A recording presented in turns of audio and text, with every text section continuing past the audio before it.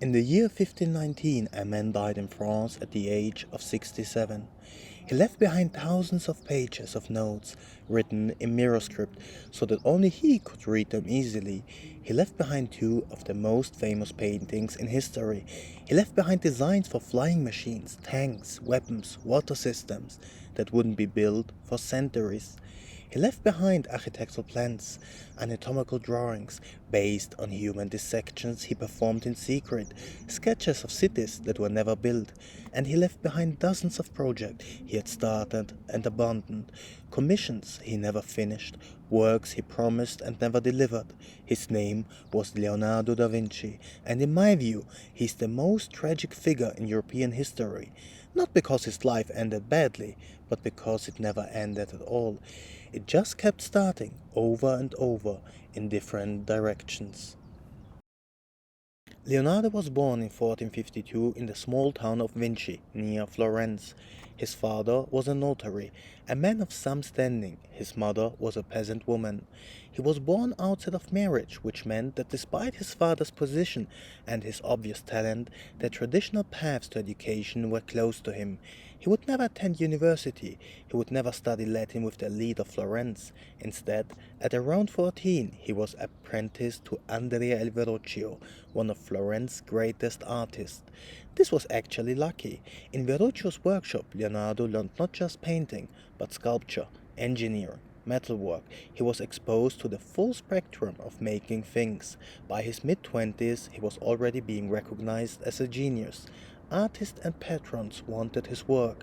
Cities wanted to hire him. But something was already becoming clear.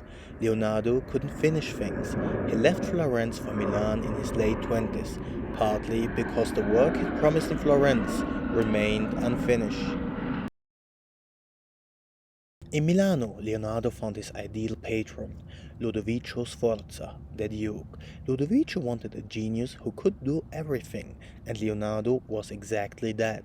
He designed weapons, he designed city layouts, he painted, he engineered water systems, he studied human anatomy by dissecting corpses at night when nobody was watching. But here's what I think is the core tragedy of Leonardo's life.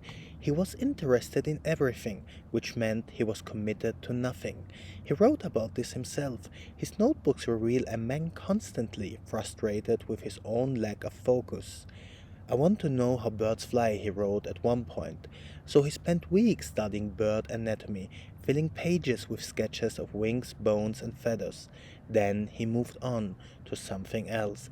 I want to understand water, he wrote. He filled hundreds of pages with drawings of current waves. Then he left it. He was not lazy. He was the opposite of lazy.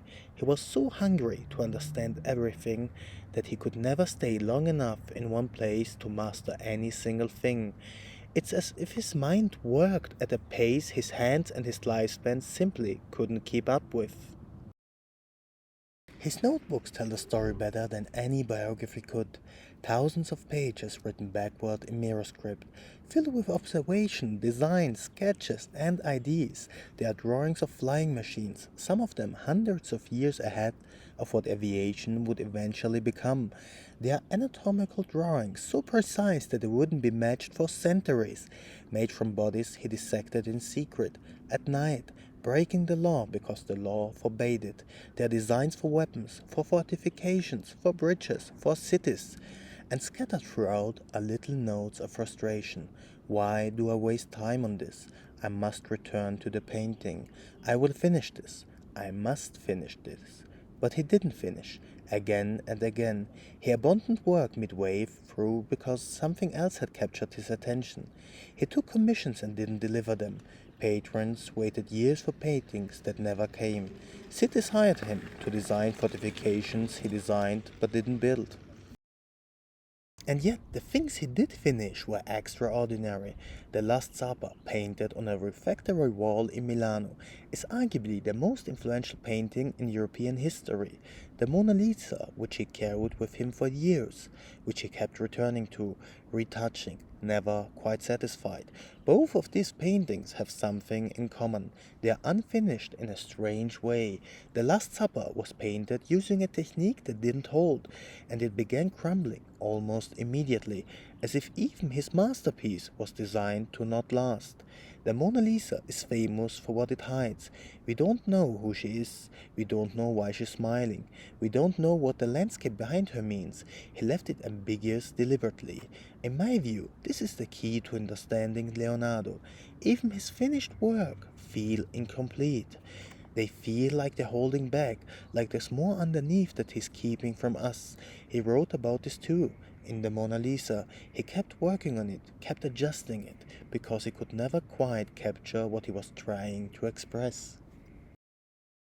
At the end of his life, Leonardo was invited to France by King Francis I. Francis gave him a chateau, a salary, no commissions. Just think, observe, and create.